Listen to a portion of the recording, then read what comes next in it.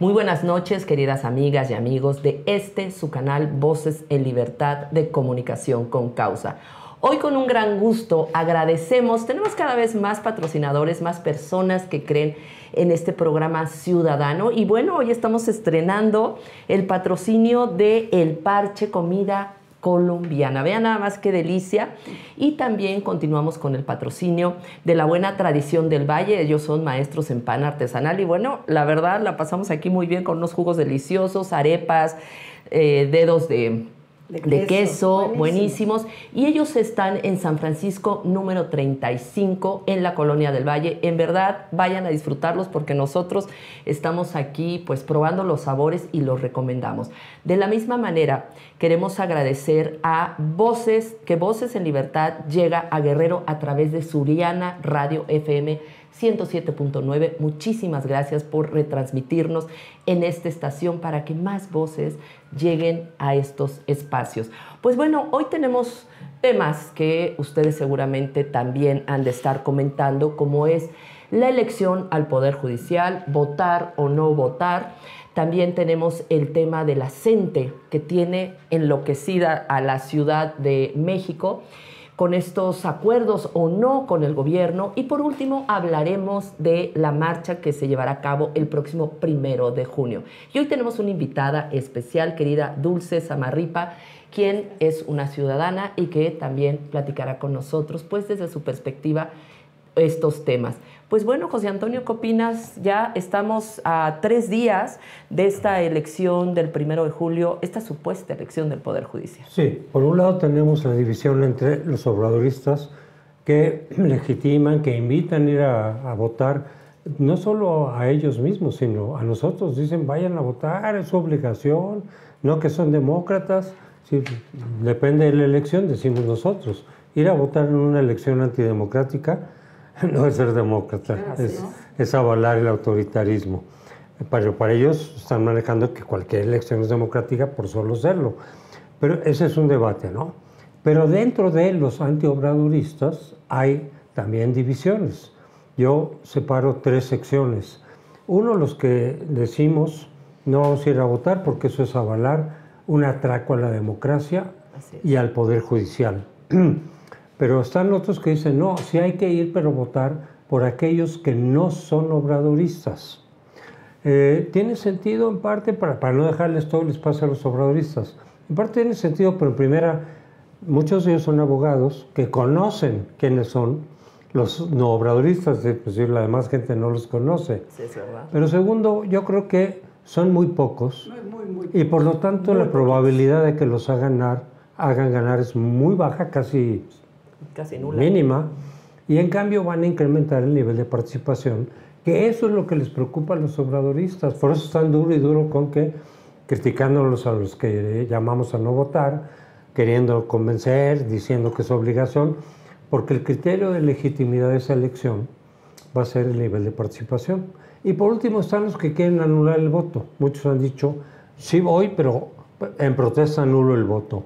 En otras elecciones tiene sentido. En esta existe el riesgo de que las boletas que sobren, que no van a anular, se la cambien por el voto nulo, pongan ellos los que quieren, y paradójicamente quien anule su voto por protesta podría estar involuntariamente votando por candidatos de Morena.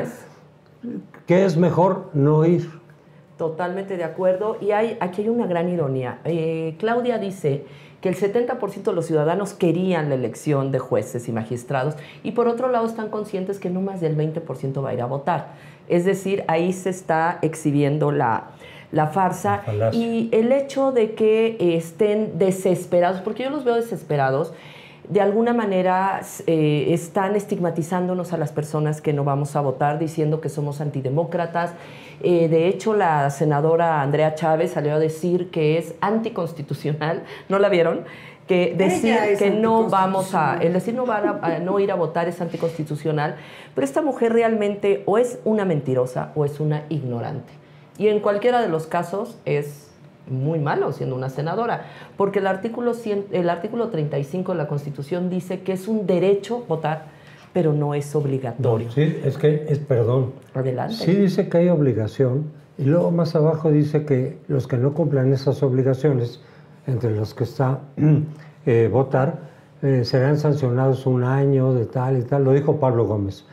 Pero acabo de oír a otros abogados que dicen, pero no hay ley secundaria de eso. No, bueno, y por lo tanto entonces no se valida. No, a ver, nunca jamás en este México se ha sancionado a quien no vote. Y yo digo que votar es un derecho humano, que tú ejerces si consideras que está siendo convalidándose una elección, digamos, legal, libre, pero si estamos hablando de una elección que está amañada desde que el presidente, expresidente, estoy como Claudia Sheinbaum, que el expresidente señaló que iba a hacer su plan para poder controlar al Poder Judicial de alguna manera, desde entonces se empezó a planear la manera en la que se iba a hacer una elección totalmente fraudulenta. La mayoría calificada se hizo fraudulenta, compraron votos, compraron conciencias, amenazaron, ofrecieron y tuvieron su mayoría calificada. Y todavía llegaron a la Suprema Corte, donde ya tenían una mayoría de 8 contra 3 para determinar la inconstitucionalidad de la ley, y algo pasó que uno de los ministros se pasó al otro lado. ¿Por qué? Pues dicen muchas cosas. Yo quisiera saber, porque realmente estamos muy lastimados y muy ofendidos los ciudadanos por esa toma de decisiones. Entonces, eso es algo que yo no voy a convalidar. Y eso es algo que nadie tiene por qué convalidar. Y es mi derecho no convalidar una elección fraudulenta. Y es nuestro derecho a ir a votar o no ir a votar.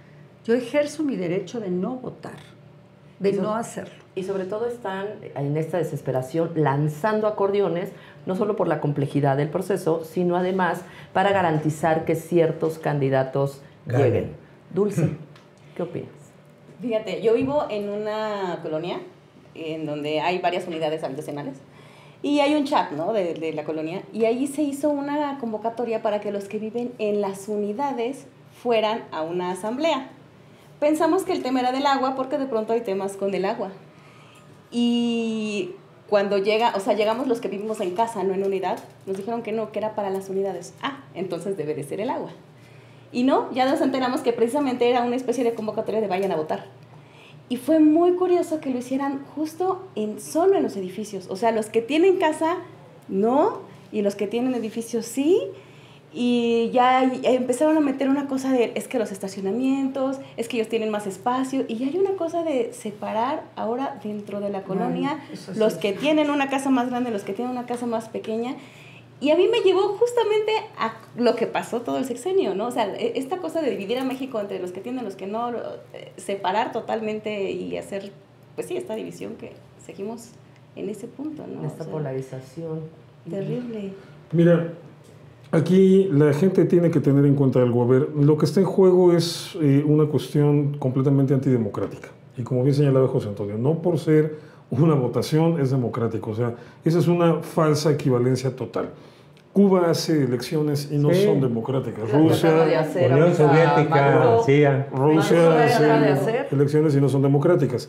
A ver, esto para la audiencia, la democracia no son elecciones, no es equivalente una cosa a la otra.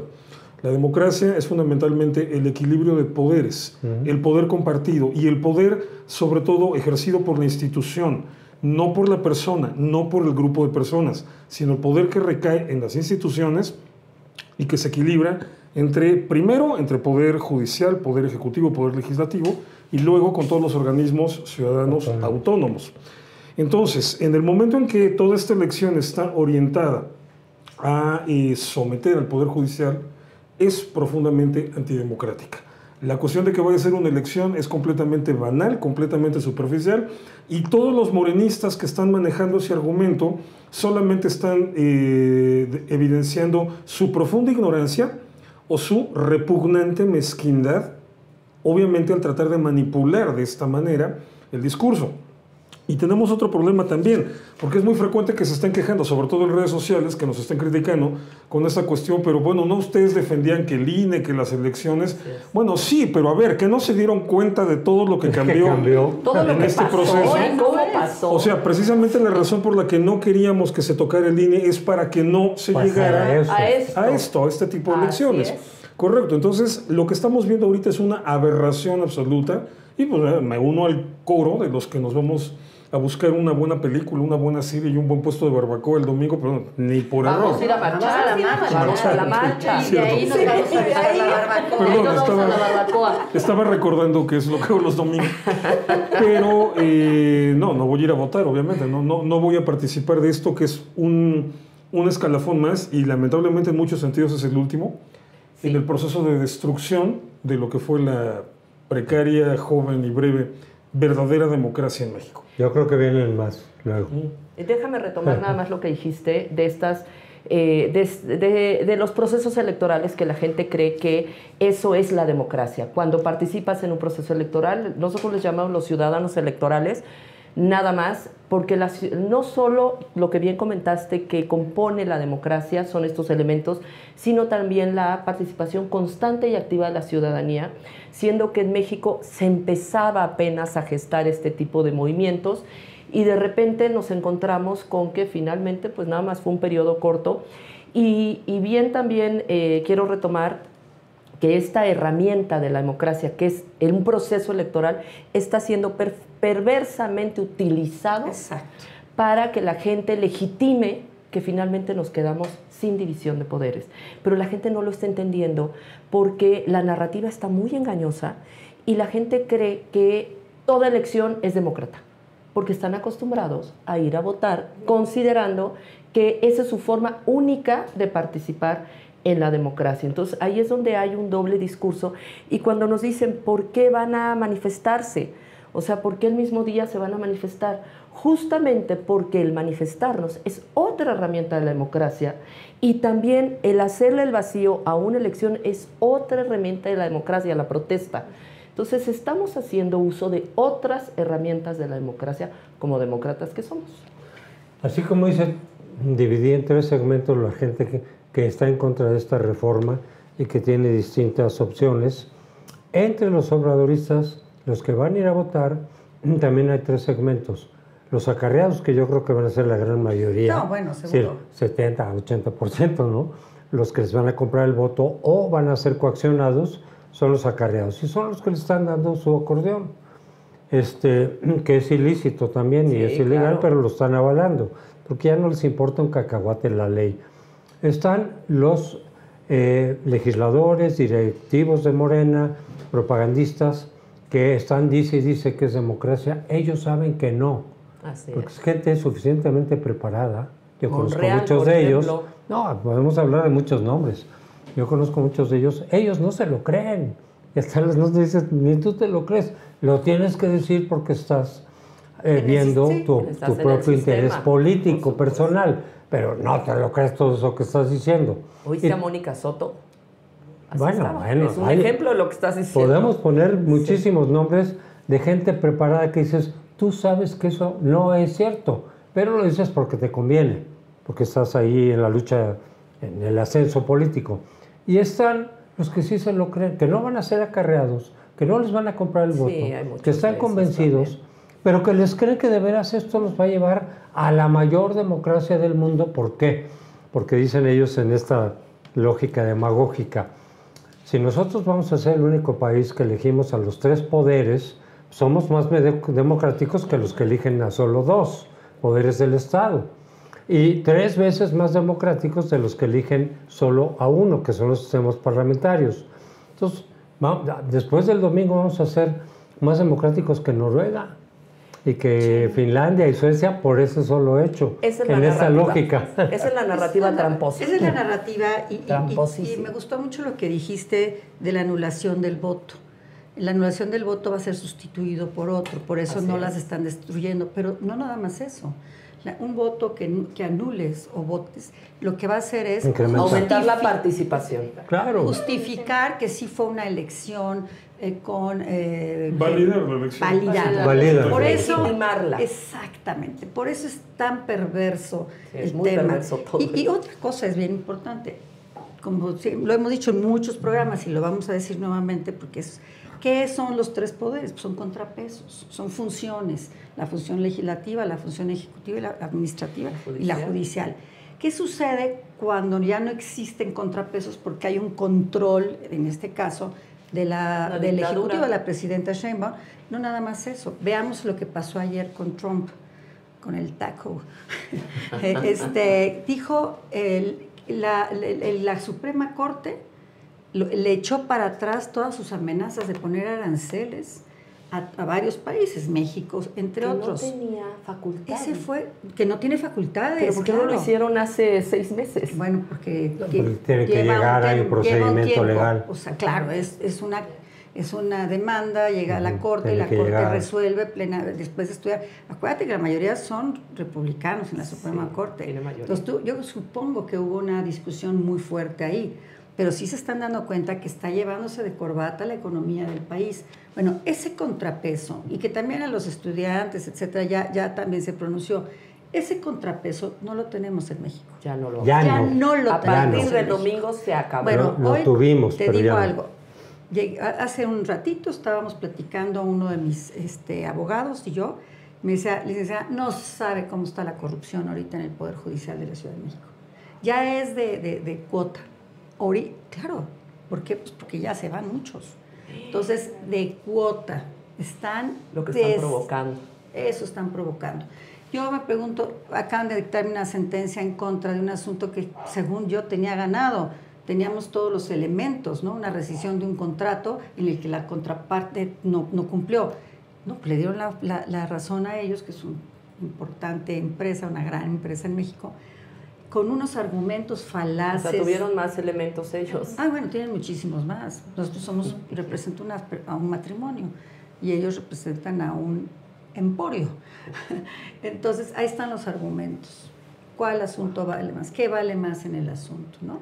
Pues bueno, sí estamos muy preocupados los abogados, estamos recurriendo ya a la mediación y los mecanismos alternativos de solución, a la abogacía colaborativa, a tratar de encontrar solución entre nosotros mismos para que nuestros clientes salgan satisfechos y se resuelvan sus asuntos sin tocar los juzgados.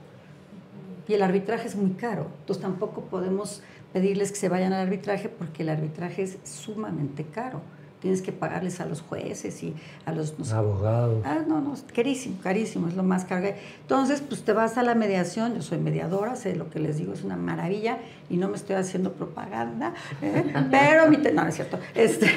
Pero sí es la forma en la que estamos buscando cómo resolver los temas para no llegar a los juzgados, a las cortes, a lo que sea, ¿no? Porque además, perdón, pero públicamente nos hemos manifestado en contra. Sí, y justo lo que comentas, vi un video tuyo en la semana sobre cómo López Obrador no había podido llevar a cabo todas sus reformas autoritarias que finalmente las consolidó Claudia. Fue un intento de dictadura. Vi tu video y un avance. Un avance. Porque fue poco a poco. Ajá, poco a poco. Y justo lo que provocó todo esto fue que la Suprema Corte sí llegó a ser un gran contrapeso de su gobierno, claro. Y fue lo que provocó que él finalmente quisiera esta supuesta reforma al Poder Judicial. Dulce, ¿tú qué opinas? Pues la verdad a mí me da mucho miedo. Me da mucho miedo todo lo que pasa, porque pienso que a veces, o sea, ustedes que son expertos, o sea, expertos reales de esta materia, y que los veo preocupados, pienso, si ellos que están tan informados y tan, pues sí, como que tienen el tema tan a la mano, ¿qué pasa con la gente que no sabe nada, no? Porque eso es precisamente lo que está sucediendo. Lo que está sucediendo es que le dan información a la gente que la cree 100%, que si su respuesta inmediata está en 500 pesos, es como, me están solucionando, yo voy, voto porque ya me dieron algo. Y creo que precisamente se están aprovechando tanto del miedo como de la ignorancia para hacer lo que está sucediendo, ¿no? A mí es una cosa que la gran perversidad. ¿Qué dijo hoy Claudia Sheinbaum? Fue ayer hoy. Y dijo, por eso es importante que lleven su, busquen, que estudien. Le faltó la palabra acordeón. Le resonó el subconsciente. ¡Claro! Ella está avalando que lleven el acordeón, lo cual es ilícito, pero se dio cuenta, entonces digo, que vean. ¿Cuántas veces no lo habrá dicho? No, de repente se dio cuenta. Hasta Claudia se le sale cada rato ya en los subconscientazos, ¿no? Mira, aquí es muy interesante esta cuestión que mencionabas de lo que pasa en Estados Unidos, para que también la gente entienda otra cosa, porque otro de los argumentos falaces que están manejando con todo este asunto es esta cuestión de que el voto popular legitima, valida al poder. No, no es cierto. Y elimina la corrupción. Ya déjate de eso, eso ya es... Eso fue el pretexto. Ahora, sueño guajiro, ¿no? Sí. O sea, no, nada que ver. No, al contrario, fíjate cómo esta cuestión que nos menciona Claudia muestra cómo está, en realidad, haciéndola... exponencializándola. Claro. Ahora, no, aquí el problema es este. A ver, por el amor de Dios, entiendan. Los jueces no tienen que responder a los intereses del pueblo. Pum, pum, tan. Se deben a la aplicación de la ley. Se deben a la aplicación de la ley. Representantes populares. Exactamente. Ese es el punto de partida. O sea, eso exíjanselo a su diputado, exíjanselo a su alcalde, exíjanselo al presidente. Los jueces no. No vas a tener un juez, no te lo puedes decir a tu juez. No puede ser tu juez. No. Es como si me dijeras, vamos a poner un restaurante, ok, nos asociamos, ponemos un restaurante. ¿A quién vamos a poner como gerente o administrador del restaurante? ¿A alguien que esté a favor del pueblo? No, alguien que sepa administrar un restaurante, punto. Claro. O sea, vas a contratar a la persona más competente, sobre todo cuando hablamos de ese tipo de cosas. Y en temas tan graves como lo es la ley, la aplicación de la ley, obviamente tiene que ser la gente más competente, tiene que ser la gente mejor calificada. O sea, si es popular o no es popular, eso es absolutamente irrelevante. Entonces, claro. Venir con el discurso de que entonces soy antidemocrático por lo que estoy diciendo es no tener pájara idea de lo que es la democracia, no tener pájara idea de lo que es la filosofía de política desde Baruch Spinoza, por lo menos, hasta la fecha. Digo, pues nos podremos remitir hasta Platón y la República, ¿no? Pero, o sea, de verdad eso es una profunda ignorancia o, como dije hace rato, es mezquindad. En el caso de Trump es interesante cómo la Suprema Corte, se vuelve interesante por el debate que se está dando, ¿no? Porque en realidad debería ser lo más normal, entender que a Trump le están bajando esas decisiones, no por lo que representan como cuestión comercial. Eso a los jueces no les importa, le están diciendo, a ver, según la ley, tú no eres la persona que tiene la figura jurídica para hacer eso. Está fuera de tu jurisdicción. Tus decretos punto. Ya o sea, tienen eso, un límite. Sí, claro. O sea, tú como presidente tienes unas funciones. Eso está fuera de tu área de facultades. Y ya, por eso, que fue lo que Norma Piña y la Suprema Corte siempre hicieron con López Obrador. Aquí hay que entender, obviamente, que cuál es el problema. La Suprema Corte no tenía un problema ideológico con López Obrador. La Suprema Corte no tiene una ideología. Es un trabajo técnico. La ley dice esto, hiciste todo al revés. O sea, te dedicaste, el procedimiento está mal, las propuestas son ajenas, contrarias al espíritu de la Constitución, pues no pasan. O sea, quieres hacer el trabajo, hazlo bien. Ese fue el problema. Pero bueno, aquí la bronca es que López Obrador, un tipo que no soportaba que nadie le dijera que no, y menos en ese nivel. Y por eso fue escalando todo este conflicto. Y obviamente salirse por la narrativa de, otro juez liberó otro narco.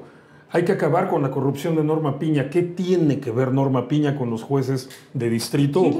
¿Quién le ha comprobado a Norma Piña una No le ha comprobado a pero nadie, nada. Ni el Naim. Pero a ver, además no tiene, como dices, no tiene nada que ver con las decisiones de los jueces. O sea, ellos deciden por su lado. Cuando un juez libera a un narco, dicta auto de libertad, o sea, cancela la prisión y saca de la cárcel a un delincuente, del tipo que sea. Sí.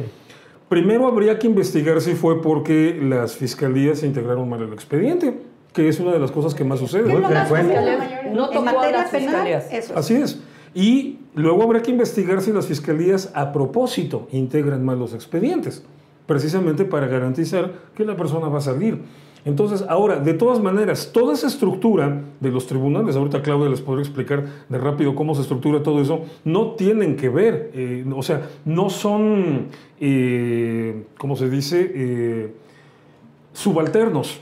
de la Suprema Corte de Justicia. No tiene nada que ver. No llegan. Entonces, los asuntos todo, no llegan a la Corte. todo ha sido una mentira, todo ha sido una descarada manipulación y todo para que el Poder Ejecutivo se quede con todo el control del país. Y yo me voy más atrás. Cuando dices todo, empecemos con el Naim. Lo eliminó por corrupción. El sistema de salud eliminó todo por corrupción. Supuestamente. Todo, los fideicomisos, absolutamente todo lo fue eliminando por Y corrupción. al final de cuentas, el régimen más corrupto que ha tenido Morena. México, Ha sido Morena. pero by sí. far away ha sido el sexenio de Pero López no Obrador. hubo nadie que pagara esa corrupción. Nunca supimos quién era el corrupto de los que hablaban. Nunca. No se le aplicó la ley. Entonces, es un pretexto para destruir todo lo que le estorba. Exacto. Pero voy a otra cosa. Yo pregunto, ¿por qué creen la gente que los países democráticos no eligen a su poder judicial? Estados Unidos lo elige en algunos estados y a nivel local. No federal, mucho menos la Suprema Corte. Bolivia, pues Bolivia ya no era Le una está yendo democracia fatal con eso. y además su experiencia fue Los fatal. resultados fueron pésimos. Entonces, ¿por qué los países democráticos no eligen a la Suprema Corte? ¿Acaso somos más listos que todos ellos? Pues así Eso lo es lo están que venden, presentando. ¿eh? Claro que la venden así. Así lo están presentando. Es que nosotros sí se nos da sí, por sí. encima de todos los países democráticos. No es casualidad que no elijan al Poder Judicial.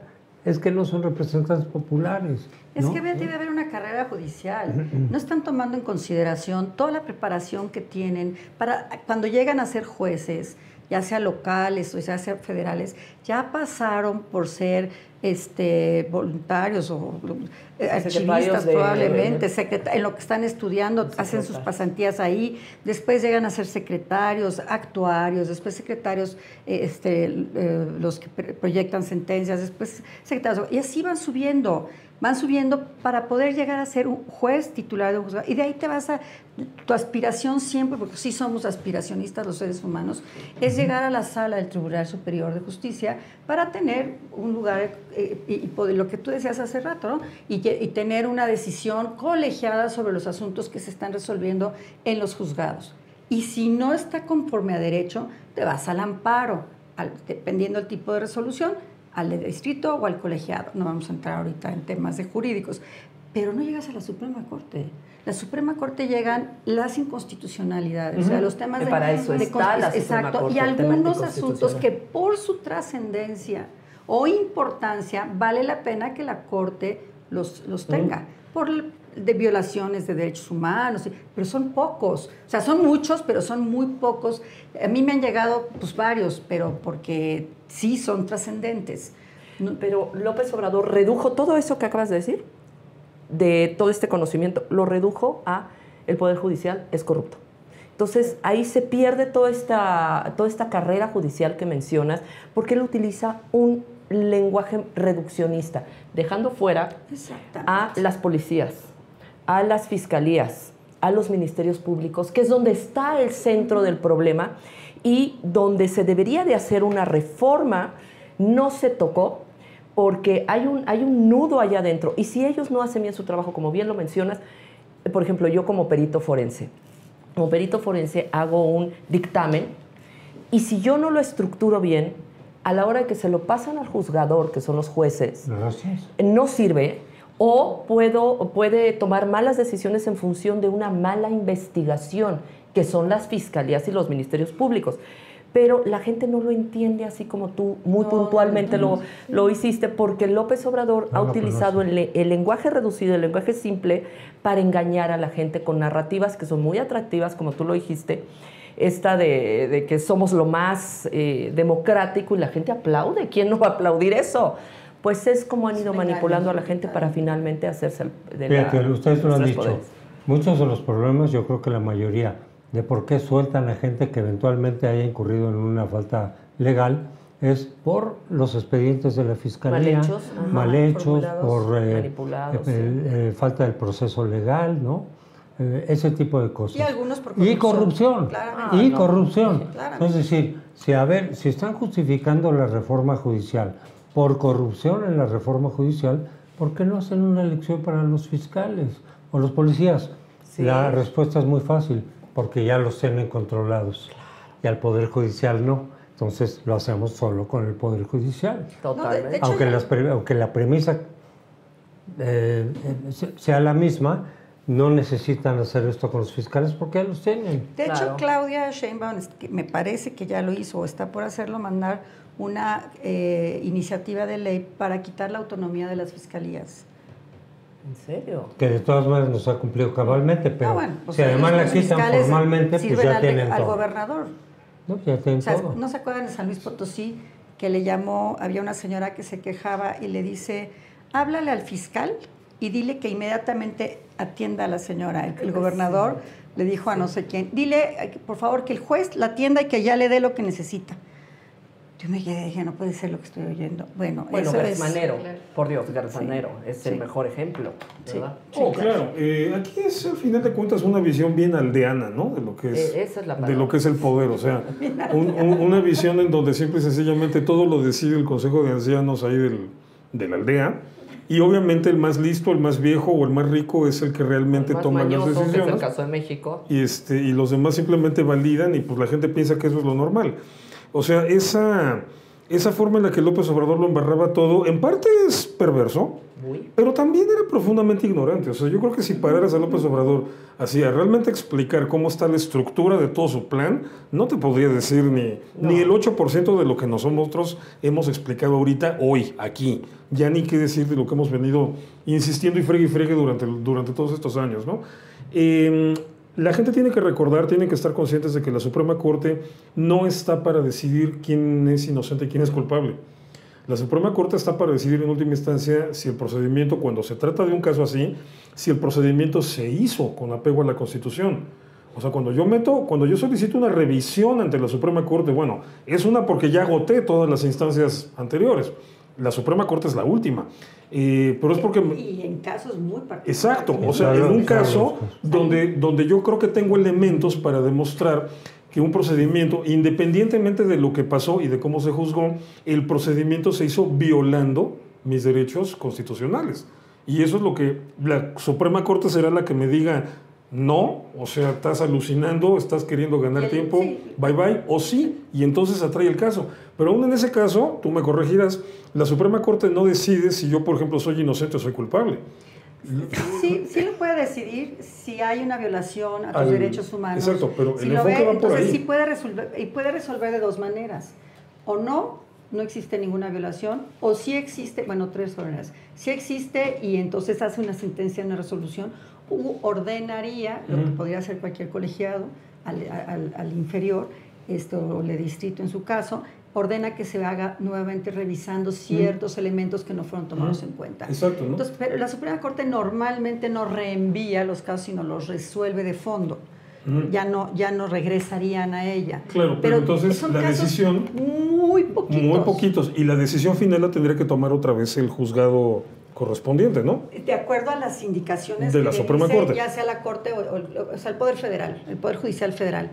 Ahora, tú imagínate que lleves un asunto que vas ganando en primera instancia, vas ganando en segunda instancia, vas muy contento, llega al Poder Federal y entonces ahí lo controlan y te dan, como decimos los abogados, te dan palo. sí, va en contra de los Ya no intereses del tienes nada gobierno. que hacer.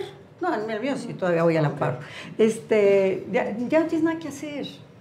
Entonces, esto es lo que vamos a sufrir todos. Entonces, más nos vale llegar a arreglos, más nos vale la justicia, la cultura de la paz, más nos vale tener, mirar un poco qué Pero va a eso es en pasar lo a civil, en futuro. lo penal, la cultura de la paz se en lo aplica. penal tienes toda la razón, no aplica la cultura de la paz más que para lo que le llaman digamos, el derecho, se me fue la palabra, que es cuando las partes ya con sentencia y todo se junta a las partes para que se restaure el tejido social, restaurativo.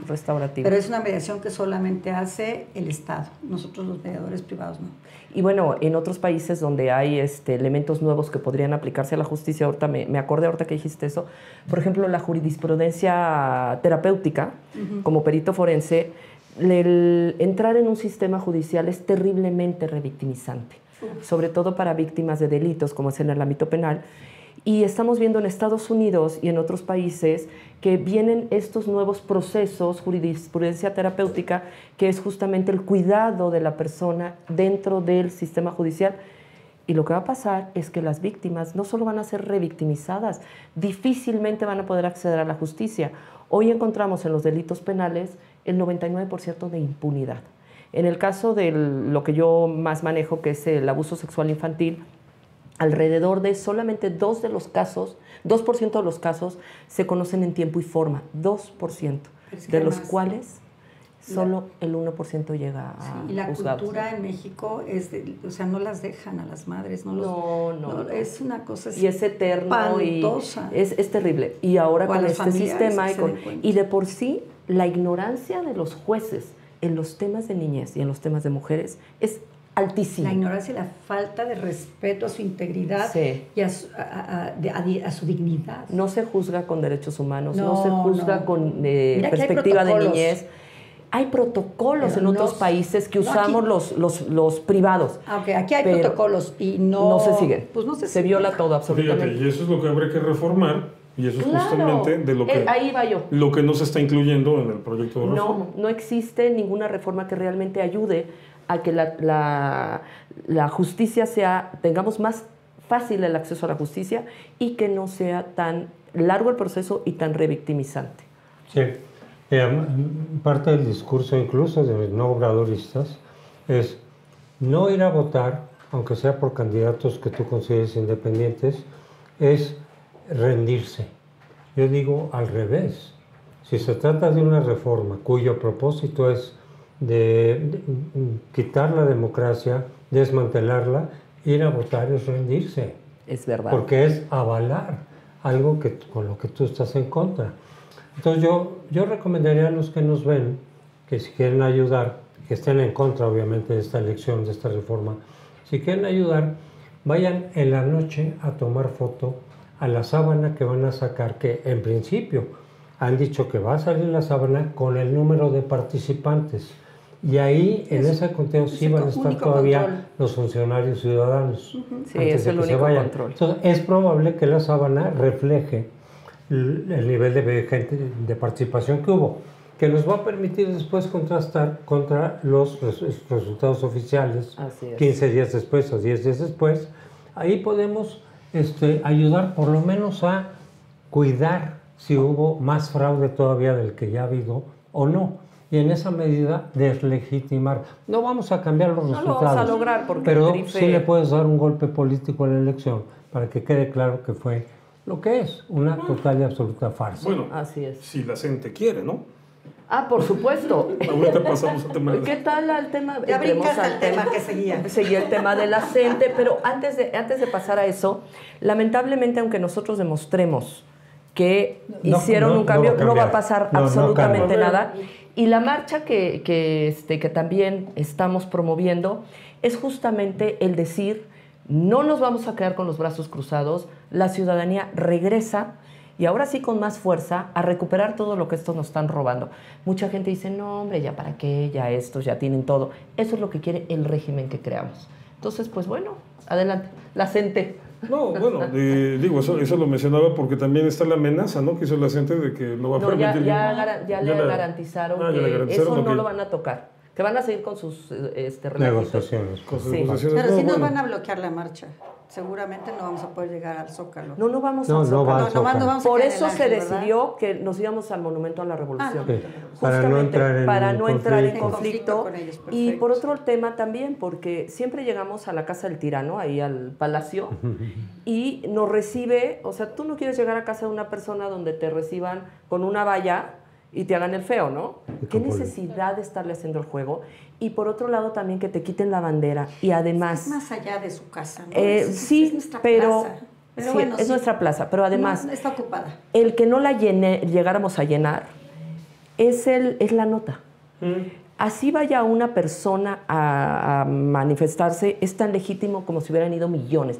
Pero hemos entrado en esta competencia de yo traje más, tú cuántos trajiste, y entonces la causa se pierde. Entonces, para evitar todo eso y que nos enfrentemos con la CENTE, que lamentablemente podría pasar, nos vamos directamente al Monumento a la Revolución. Que dentro de unos días van a hacer la marcha del triunfo de la democracia. Por supuesto. para compartir. En el Zócalo. Claro. Sí, con Van a decir, el asta bandera. Millones de personas. Lo Es van a una hacer burla, seguramente. una burla Es abierta. que ya todo es de carcajada. Sí, y o sea, decías de la CENTE. No, bueno, o sea, Para entrar en tema. Para entrar en tema.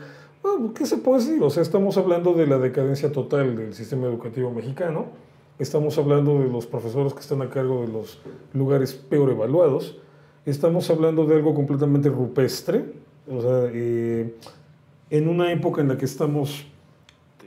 hay una transición hacia nuevos modelos de producción, de organización, de logística. O sea, toda la revolución que se viene por la inteligencia artificial, y ya verán más adelante lo que van a provocar las impresoras en 3D, que potencialmente pueden reventar todo lo que conocemos sobre producción y cadenas de suministro. O sea, una época en la que más surge una educación tecnológica adecuada a los nuevos tiempos, sobre todo para la gente más vulnerable, los sectores más vulnerables de la población. Bueno, lo más representativo que tenemos de la educación nacional es la CENTE, ¿no? O sea, un sindicato que está acostumbrado a pedir, extorsionar. No, pero ya nos incluyen en las filas de Morena como diputados y senadores. Ah, no, claro. Y que ya estaba casi aniquilado, o por lo menos controlado, a partir de las reformas que se habían hecho, y que ahora, o sea, como obviamente López Obrador lo resucitó, otra vez están en pie de guerra, otra vez tienen toda esta fuerza, tienen todo este poder, y una de las cosas más interesantes es ver cómo incluso al propio gobierno le resulta imposible controlar los propios Frankensteins que han venido creando. Sí. Entonces, esta es la norma de cómo funciona el juego de poder. En tu embriaguez, en un momento dado, puedes creer que tú eres el que controla, tú eres el que decide, tú el que tiene a todo el mundo agarrado, y no es cierto. Tarde o temprano te vas a topar con alguien que reproduce esos mismos vicios de poder que te llevaron a ti a la presidencia, me refiero específicamente a López Obrador, y que se te van a voltear en contra. A ver, así ha sido toda la historia. No le son leales. No sé por qué no lo entiende, o sea, no sé en qué momento existe toda esta gente que dice, no, es que a mí sí me va a salir bien. Pues no, o sea, y lo estamos viendo, y hoy qué trabajo nos costó llegar aquí a hoy estuvo terrible con lo del CENTE. Hay que marcar una cosa. La CENTE, porque el CENTE es otra cosa, que ya también lo tiene cooptado Morena, por cierto. Bueno, ya a Morena, comen la misma mesa. Morena desprecia a la niñez. La niñez mexicana no le importa porque no son electoralmente rentables. Bueno, ahora les explico. Les quitó las guarderías, las vacunas, el poder tener un sistema educativo que realmente, los medicamentos, realmente la oportunidad de tener una educación que los saque de la pobreza, definitivamente eso no. Pero luego encontró cómo hacerlos electoralmente rentables a través de la nueva escuela mexicana que los ideologiza y de alguna manera los hace zombies para que sigan siendo votantes de Morena. Pero en este sentido, rescatan a la CENTE cuando había ya una reforma educativa que les había puesto un alto y los había realmente no eliminado, porque volvieron a revivir, pero prácticamente les había quitado todas estas prácticas clientelares que tenían. La reforma educativa de Peña, y lo voy a decir, era maravillosa. Yo participé y los contenidos eran de países de primer mundo. Los contenidos para los niños. Obviamente, pues estas personas no estaban preparados para eso. Yo recuerdo que estábamos en una sesión, varios psicólogos, pedagogos, haciendo los materiales y demás, y afuera estaban los de la CENTE gritando, haciéndose pipí en la calle, agrediéndose. Esos eran yo sí pregunté, oigan, y todo esto tan maravilloso, estas personas de acá afuera están preparados para llevar a nuestros niños a primer nivel. Obviamente no pasó, tuvimos la desgracia de que llegó López Obrador, volvió a darle al Kraken, le dio esteroides y volvió a revivirlo, y ahorita hay 11 niños en el sur de México que no tienen clases, que llevan no sé cuánto tiempo sin clases. 11 niños no. 11 millones, 11 millones, perdón. Sí. 11 millones. Sí, no, bueno, mira, no sé qué es tú. La CENTE pide la abrogación de la ley del ISSSTE, lo cual es imposible, o sea, la ley del ISSSTE del 12, lo cual es imposible porque no hay manera de que se sostenga, digamos, actuarialmente las pensiones. Me parece que quienes sostienen, o sea, los pensionados son muchísimos más que los que están pagando su sueldo, o sea, que los trabajadores. Es una contradicción brutal y ellos lo saben. Y lo que dice, pero tienen 90,000 millones. Pues sí, eso te alcanza para 10 meses. No alcanza para más o menos. La abrogación de la ley de la reforma educativa del 2019. Pero ya la derogaron. Esta es la reforma de la que puso Andrés Manuel y de la abrogación de esta horrorosa reforma, además. Y el 100% de aumento salarial. Entonces, si se aumenta el 100% a esta gente, a los la CENTE, se tiene que aumentar a los del CENTE, pero entonces se tiene que aumentar a los burócratas, pero se tiene que aumentar, y se tiene que aumentar a todo el país. Eso es imposible. Entonces, realmente, ellos están muy conscientes de que lo que están pidiendo no tiene manera de dárselos. Sin embargo, están haciendo una cantidad de ruido justo antes de las elecciones. Claro, es el Día del Maestro, y del Día del Maestro sale todo el movimiento como cada año, ya lo sabemos, y dura mucho tiempo. Pero bueno, ¿qué es lo que va a pasar? Si el domingo, que mucha gente dijo, pues bueno, que bloqueen las elecciones, no lo van a hacer, y van a seguir fincados en la gente que viene de toda la República en el Zócalo, y creciendo, porque ya eran realmente un número muy pequeño, lo que acabas de decir, y hoy son muchísimos, y si los ves, sí es gente muy enojada, poco preparada, hasta en la manera de hablar, desafortunadamente, y nosotros necesitamos maestros de excelencia en este país. Nuestra gente, y sobre todo en las poblaciones más lejanas, necesita una preparación de excelencia, porque hay materia prima. Muchísimo. Y no podemos dejar en manos de gente que está haciendo eso. O sea, hay muchos maestros rurales maravillosos que son ejemplares. No podemos dejar en manos de políticos, estos son políticos, la educación de los pequeños. Yo creo que la educación en México siempre ha estado en un bajo nivel, a veces mejor, a veces peor. Hablo del siglo XX, ¿no? Desde el XIX, pues, prevalecía la anarquía de todas maneras, salvo con el porfiriato. Pero en el siglo XX, en tiempos del régimen del PRI, de todas maneras, la prioridad era política. O sea, lo que importaba no era el nivel de educación, ni la preparación de los profesores, sino que como organización, como sindicato, sirvieran políticamente para los acarreos, para los mítines, los votos, desde luego, etcétera. Esa era la prioridad, y como con otros sindicatos, el de Pemex, por ejemplo, ¿no? Y muchos otros. Lo que estaban pensando los priistas era con un criterio político. Pues es lo mismo que está pasando ahora aquí con Morena, porque al final de cuentas tienen el ADN del viejo PRI. Sí. Entonces, para ellos la prioridad es política, no técnica, no de calidad. Pero con la CENTE, pues la CENTE siempre ha sido una organización que piensa primero en ellos, hace alianzas, y cuando se rompe o no le dan lo que quiere, que siempre va adelante, siempre está pidiendo más, entonces rompe. Acuérdense que rompió desde luego con el PRI en varios momentos, con el PAN, acuérdense la confrontación que hubo también durante mucho tiempo, en tiempos del PAN, con Peña Nieto también de pronto. O sea, porque ellos no están pensando en un partido, ellos no están alineados más que cuando les conviene y temporalmente y bajo ciertas condiciones. Sí. Si no les dan lo que quieren, rompen, chocan, boicotean, etcétera. Totalmente. Y eso pasó con Morena también. Morena a lo mejor se creyó que con ellos sí, porque su ideología y etcétera, pero ya vieron que no. Así es. Dulce. No, te toca a ti. Ok, no, pues precisamente esto se enlaza mucho con lo que estábamos hablando hace rato.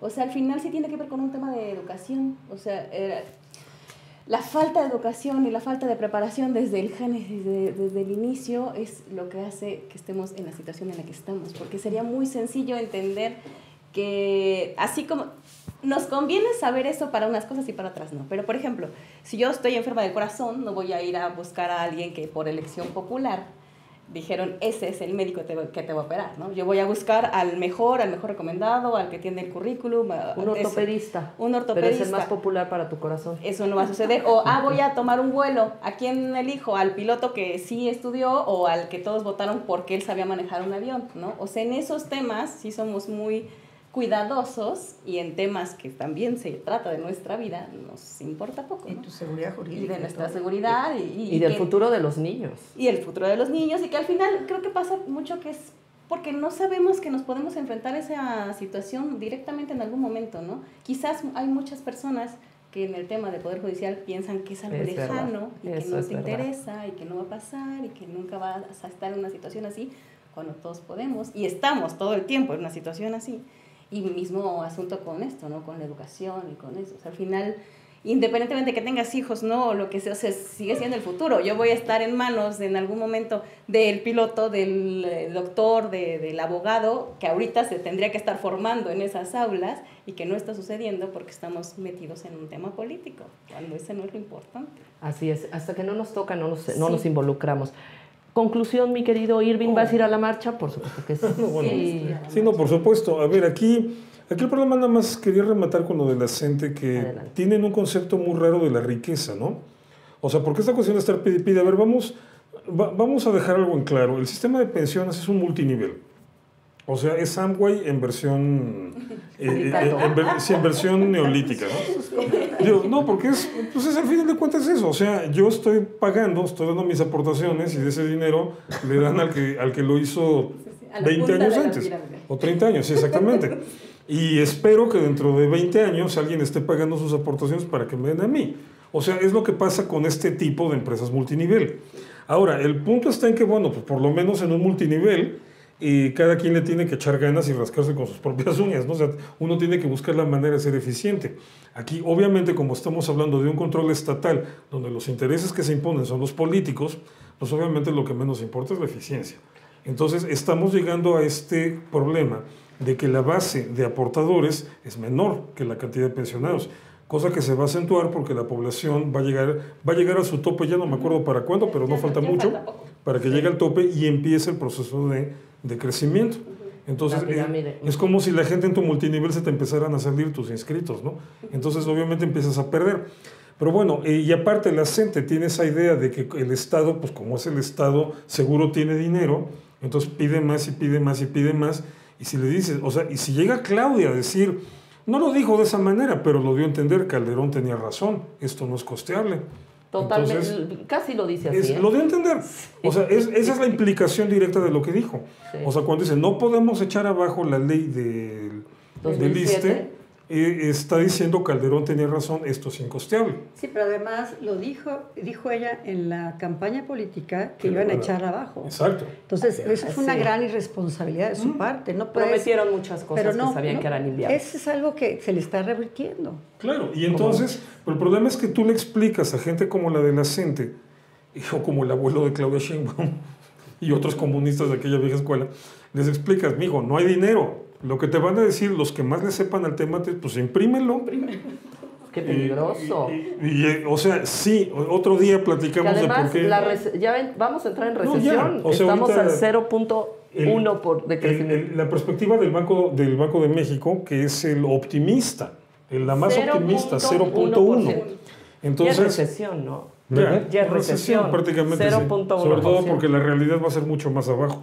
Seguro. Entonces, a ver, es el caldo perfecto para que todo salga mal. Totalmente. Ya para cerrar, querido José Antonio, hablemos de la marcha. Bueno, José Antonio, por supuesto que va a ir. ¿Por qué ir a la marcha? Bueno, para expresar, mira, una forma de resistencia frente a la reforma judicial es no ir a participar, ya lo dijimos. Pero es muy silenciosa. Yo lo llamo que es un poco el sonido del silencio, como la canción clásica. Pero también hay que expresarlo, hay que hacer ruido. Entonces, no son incompatibles. Por un lado, no participar para no avalar ese atraco. Es muy demócrata eso, ¿eh? Y eso es totalmente democrático por el tipo de elección que se trata.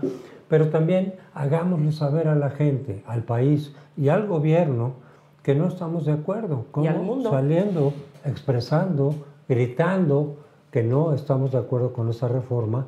Mientras más gente vaya, pues evidentemente el impacto es mayor y va a atraer a los reflectores un poco. Mucha gente de la prensa internacional están también atentos a lo que va a pasar el domingo, incluida la marcha. Así es. Para decir, vean lo que está pasando en México. Están haciendo una reforma que ellos dicen que es democrática, pero que es justo lo contrario. Y ahí está mucha gente protestándolo sonoramente. Totalmente, Clau. Mira, yo puse un tuit donde dice, ¿vas a ir a la marcha? Te vi en un video que hiciste. Sí, después, es que no subió el video, después ya lo subí. Y el 95% contestan que no. Y los que contestan que sí, me mientan la madre, me insultan, y son bots. Tienen 2 seguidores, 5 seguidores, pero todos los demás dicen que sí. Que no van a ir, y de hecho... ¿Que no van a ir a la marcha? Que no van, no, perdón, a votar. Okay. Lo dije al revés. Sí. Que no van a ir a votar. Hay que aclarar, hay que aclarar. Hoy voy a preguntar... Acentúa tu video, por favor. Sí, hay que aclarar. Sí, porque ya decía yo que qué raro que los bots estén... Ya estoy como mi tocaya, que se me están saliendo las palabras que no quiero. Apoyan la marcha. Los bots a Pio, sí. Vas a ir a votar y dicen que no. Al siguiente es, ¿vas a ir a la marcha? Y vas a ver que van a haber muchos que van a decir que sí. Claro, estamos hablando a nivel nacional y se va a replicar en todos los estados. O sea, no podemos dejar de hacerlo. No es un día que nos tomemos de vacaciones para no cumplir con nuestra obligación cívica. No, nuestra obligación cívica, si es la decisión que hemos tomado de no acudir a votar, es hacer algo para contrarrestar. Es decir, como bien dices tú, ir a manifestar que no estamos de acuerdo con esta reforma, que no tienen el control completo del Estado porque los ciudadanos no estamos de acuerdo. Y mientras más vayamos, mejor. Va a ser más la representación y va a ser más el contrapeso. Ya no tenemos contrapesos legales, vamos a tener contrapesos de facto. Ciudadanos. Dulce. Creo que una de las formas en las que ha funcionado este discurso popular es porque somos seres sociables, en realidad. Entonces, al final, cuando a ti te meten la idea de que todos están haciendo algo, de alguna manera quieres hacerlo con todos. Aunque Entonces, esté mal. Aunque esté mal, aunque sea lo que sea, quieres hacerlo con todos. Entonces, si están metiendo constantemente una idea de votar es bueno, vayan, voten, ejercen el voto, todo esto, también es muy importante meter esta otra idea de toda la gente que no estamos de acuerdo y que también podemos ejercer nuestro derecho a expresión de otra manera. Es importante ir porque hay mucha gente también que no lo quiere hacer. Aunque nos hagan creer que todo el mundo quiere votar, que todo el mundo, la elección popular, también hay otra parte de popularidad que queremos otra cosa. Por eso es importante. Ese fenómeno que dice se llama ignorancia pluralista. Exacto. Cuando la gente cree que todo mundo hace esto, es porque han de estar bien. Lo haces. Aunque sabes que está mal, no lo haces porque Porque pues, los demás. o porque me van a criticar. Exacto. ¿Qué van a pensar de mí? Entonces, aunque vean que están matando a una mujer ahí, si nadie se mete es porque tal vez no le estén pegando tan fuerte, ¿no? Entonces, mejor no me meto. Y el primero que se atreve a entrar a esta batalla, le puede ir muy mal o le puede ir bien y todos se suman. Entonces, cuando ustedes escuchaban, es que 30 millones no pueden estar mal. ¿Se acuerdan? Sí. Claro que estaban mal. Estaban mal. Se llama ignorancia Sí. pluralista y tienes toda la razón. Sí. Entonces salimos nosotros a marchar para romper con esa dinámica. Y hacer otras alianzas. Exactamente, otra ignorancia pluralista. Nosotros en Humanidades le llamamos falacia vox populi. Ok, bueno, cada quien. La voz del pueblo, ¿no? Y es esta idea, obviamente, que no tiene nada de nuevo. Digo, si hasta tiene nombre latín es porque no tiene nada de nuevo, ¿no? De que la voz del pueblo es la voz de Dios. Era la lógica antigua y que implicaba esta cuestión de que si el pueblo está de acuerdo es porque es lo correcto. Bueno, pues no. No. O sea, simple y sencillamente no. Y creo que, a ver, allí es en donde se remata toda la importancia de esta cuestión educativa. Por ejemplo, en el área de ciencias bíblicas, de cuando en cuando me regañan o me reclaman cuando les digo que yo les recomiendo que por lo menos una vez cada 6 meses, todos los que se dedican a las ciencias bíblicas, se echen la serie completa de Cosmos, de Carl Sagan, la original de 1980. O sea, porque una de las cosas que más trabaja Sagan en esa serie, y es maravilloso, es razonar científicamente. ¿Cómo aprendió la humanidad a razonar científicamente? Y a aprender a identificar las falacias, los defectos de razonamiento o los razonamientos incorrectos y aprender a someternos a las evidencias. Claro. Aunque los demás opinen lo que se les antoja la gana opinar. La evidencia es objetiva. Sagan llega al punto en un punto maravilloso, creo que es en el capítulo sobre Kepler, donde dice, si tus ideas apuntan para un lado y la evidencia apunta para el otro, lo que tienes que tirar son tus ideas. Totalmente. No la evidencia, ¿no? Entonces, pero esto, qué difícil es, cómo nos duele, justo por lo que mencionas de, digamos, este instinto gregario del ser humano, de la necesidad natural, eso hay que entenderlo, es una necesidad natural, de sentirte integrado, de sentir eres parte de, ok, se vale, está bien, es correcto, eso es algo perfectamente humano, Pero sí hay que entender que cuando las cosas son incorrectas, el hecho de que la defienda la mayoría de la gente no las vuelve correctas, Claro ni no. viceversa. Entonces, aquí sí hay que poner atención a qué es lo que se pretende con la cuestión judicial. Todavía nos falta un capítulo gravísimo sobre el tema de la reforma judicial y va a ser cuando esto llegue al TEMEC, a la discusión del TEMEC. Efectos. Y que se va a adelantar, creo que dijeron que para aquí. noviembre del 2025, ¿no? Ebrard acaba de anunciar que va a ser este año, muy probablemente Sí, en noviembre. Sí, porque iba a ser en 2026, no, pero bueno, se decidió en Estados Unidos. Sí, Lo vamos a hacer en 2025. ¿Qué papelote vamos a Entonces, sí, o sea, y con esta reforma obviamente no llegas con nada para defenderte. Con fichas. Exactamente. Al contrario, o sea, llegas con un panorama perfecto para que te digan estás afuera. Y entonces ahora sí agárrate porque los aranceles van por ley y ahí ya Trump ni siquiera tiene que decir. Yo creo que en última instancia a Trump ni le preocupa lo de los aranceles ahorita con relación a México por eso. Porque tiene muchos lados por donde atorarnos. Entonces, y todo porque México, siempre me he quejado de eso. México es un país donde la gran mayoría de la gente tiene una cultura política y una cultura económica nula. Sí. O sea, esta cuestión de que no sepan la relación o la no relación que hay entre una Suprema Corte de Justicia y lo que son fiscalías, ministerios públicos y todo eso, por ejemplo, esta cuestión de que crean, pues imprime más billetes y ya. O sea, todo ese tipo de... toda la gente está de acuerdo, debe ser cierto, debe ser correcto, evidencia que como sociedad tenemos una nula cultura política y una nula cultura económica. Y obviamente por eso nos ven la cara con una facilidad pasmosa. Claro. Totalmente. Y bueno, no se vayan a acostar con un mal sabor de boca. Todavía también tenemos que hablar la siguiente vez de esta ley mordaza que todavía no se sentencia Va a ser el día nada. de la libertad de expresión la semana que entra. Ah, ok. Pero Vamos a bueno, hablar. también tenemos ese paquetito que hablar en otro momento. Y bueno, los invitamos a que vayan a la marcha. Es importantísimo, como bien lo escucharon. Mientras más voces seamos, más va a resonar a nivel nacional y a nivel internacional de que hay demócratas en este país, de que hay patriotas en este país que estamos defendiendo nuestra democracia, las libertades, el Estado de Derecho, pero sobre todo estamos defendiendo la división de poderes. Y queremos agradecer a nuestros patrocinadores, en verdad, no saben qué delicia, como que no comimos mucho, pero ahora vamos. Es que hablan mucho. Hablamos mucho. Aquí el que respira pierde. Entonces, bueno, sí, literal. Oye, que nos den likes y que se inscriban. Por supuesto, les pedimos ahorita, antes de que salgan, que pongan un like, que compartan este programa y sobre todo queremos agradecer nuevamente a nuestros patrocinadores, El Parche. La verdad, la comida está deliciosa. Ya se comieron unos deditos aquí de queso muy ricos, arepas. Esta es comida colombiana. Y también el pan, que este es delicioso, de masa madre artesanal de la nueva tradición. De la buena tradición del Valle, perdón por no recordar el nombre, la buena tradición del Valle, con un pan también riquísimo, es que está muy rico. Y también venden café ahí para que se den la vuelta. Muchísimas gracias y muy linda noche.